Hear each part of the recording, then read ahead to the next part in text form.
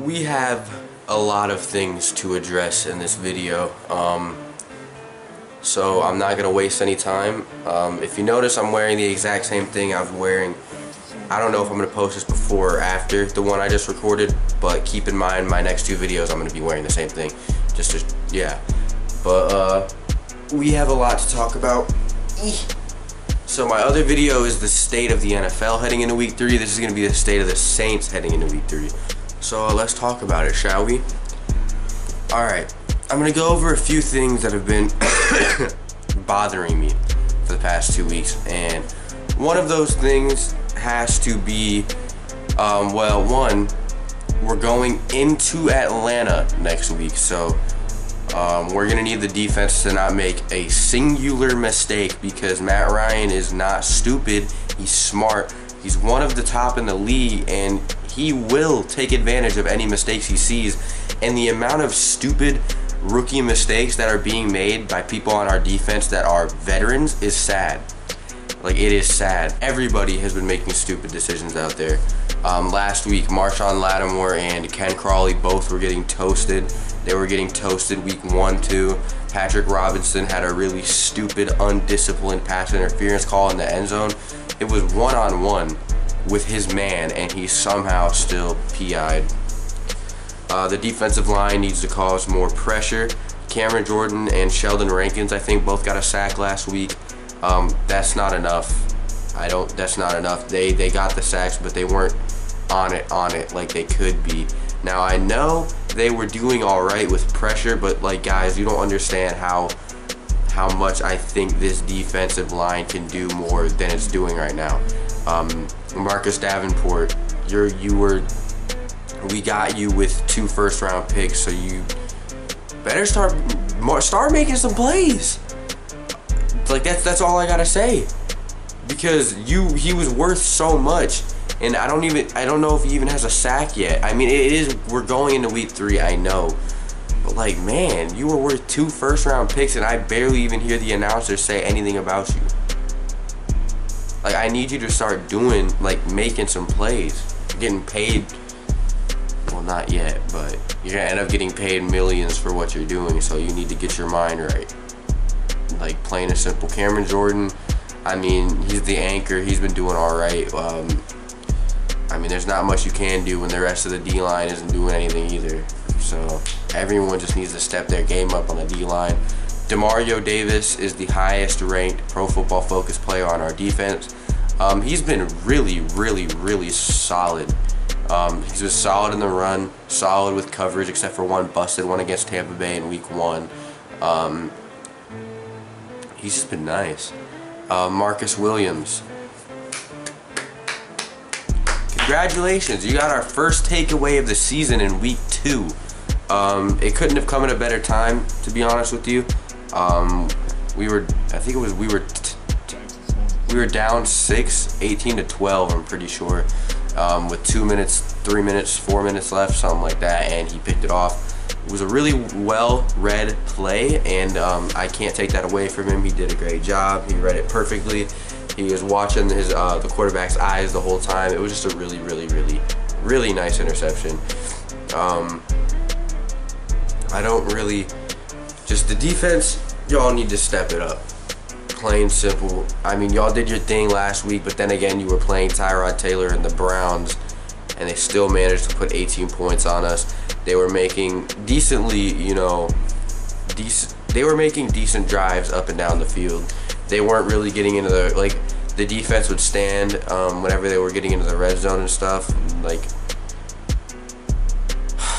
but they just need to.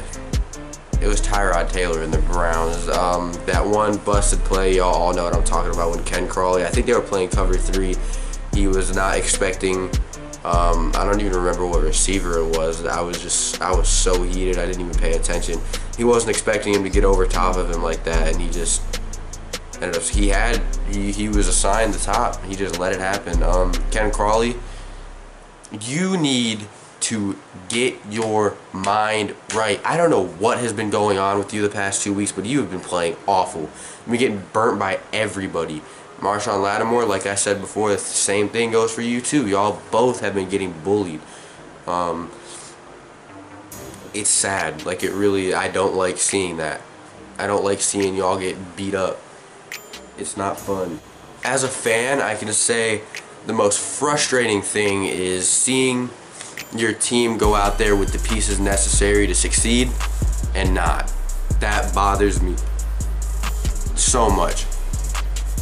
On defense, defensive line, Sheldon Rankins, Tyler Davison, Alex Okafor, and Marcus Davenport and Cameron Jordan.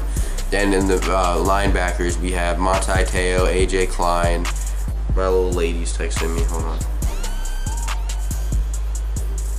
Okay, yeah, Demario Davis, Alex Anzalone. Man, we have some nice linebackers, and we have some nice safeties. We have Marcus Williams, Von Bell, Kurt Coleman. I don't know why my mind's drawing a blank, but we have and the most pathetic thing is that we have Marshawn Lattimore, who was Defensive Rookie of the Year last year, Ken Crawley, who was rated the best red zone corner last year, and Patrick Robinson, who was the second best slot corner behind Chris Harris Jr. last year. So, like, what is everyone doing? Like, I don't understand what everyone is doing for us to be allowing 48 to the Buccaneers and then 18 to the Browns. 18 is a low number, but then again, you got to look at the fact that it is the Cleveland Browns. And we shouldn't be allowing 18 points to them, but the thing that really, really angers me is that we allowed 48 to the Buccaneers. That's sad. But the defense doesn't get all the beating, trust me. Offense, I'm coming for that head too, because y'all did the same thing the defense did week 1 and week 2. We have this little thing going on where one side of the team wants to show up and the other one wants to stay on the bus. I don't know what the deal with that is. Week 1, offense played amazing, basically flawless, and the defense shit the bed. Like, they messed up. Week 2, defense is playing alright. They played lights out against Tyrod Taylor and the Browns. And the offense didn't do anything. The offense didn't do really anything until the third and fourth quarter. And by third and fourth quarter, I mean the fourth quarter, because that's when we had to come back.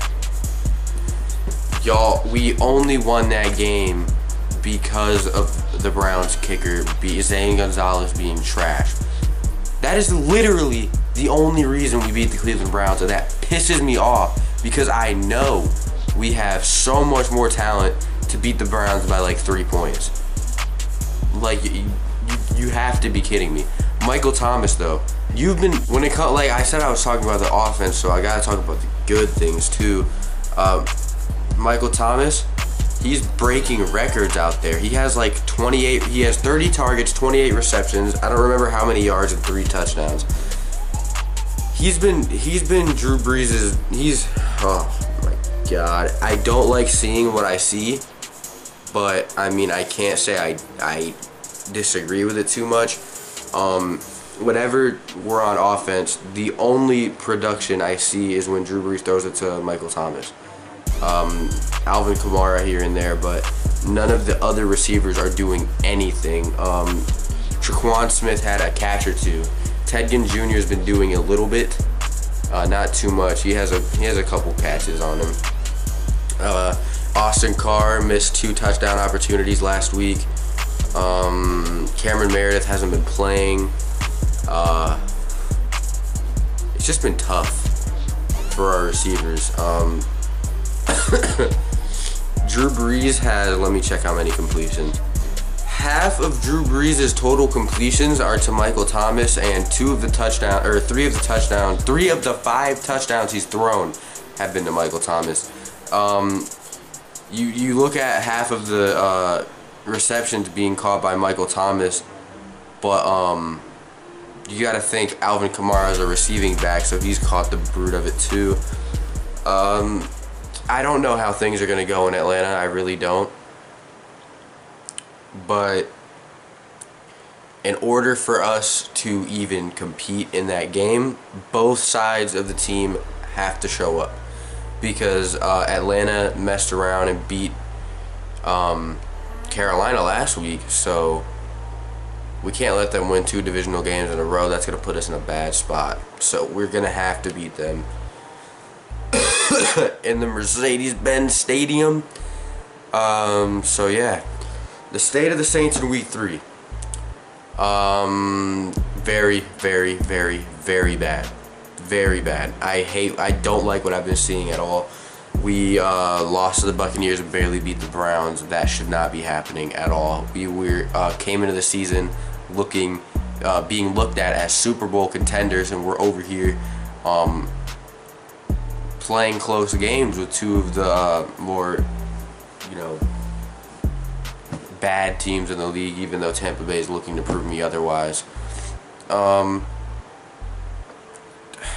Terrible play. Defense has looked atrocious for the most part. And I understand we only allowed 18 points, but that doesn't. There were so many busted coverages, so many large chunks of yardage being picked up by Cleveland. People were being left open, missed assignments everywhere, no pressure being put on Tyrod, the run working in their favor. Just because we stopped them from scoring does not mean that the defense played well. They played well when they needed to, but overall throughout the entire game, they were allowing fat chunks of yardage to no-name receivers. So they need to fix that, and they need to fix that fast, because that is something, like I said before, that Matt Ryan will not hesitate to exploit, because he's Matt Ryan, and no matter how much y'all hate him, you cannot deny that he's one of the league's best, and that's what scares me going into this game. Atlanta does have injuries on offense, so we'll see how that, or on defense, so we'll see how that goes. And yeah, state of the Saints going into week 3, horrid. Hopefully we can see more multi-dimensional play between the offense and the defense, but until I see that, we're terrible. If we keep playing like we've been playing for the past 2 weeks, we are gonna go 7-9. So snap out of it. We have a hard schedule coming up. We still haven't played the Eagles. We still haven't played the Steelers. We still haven't played the Rams. There are so many teams. We have to play Tampa again, which, I mean, look at how they're playing and tell me they're not a threat. I would love you to. There's so many hard teams we have to play. You can't be sitting there barely beating the bottom of the barrel teams. So yeah, that's all I'm really gonna say for now about the Saints. Hopefully things are looking up from here on out, because I can't take any more of what I seen last week. That was putrid. The whole game was just sad to watch. But yeah, thank you all for watching. Subscribe or don't. I really don't care. It's just doing it by itself, so it's not like I even gotta tell y'all. Thank y'all for the ones that are, though. I appreciate that. I'll see y'all next time. Yeah, adios.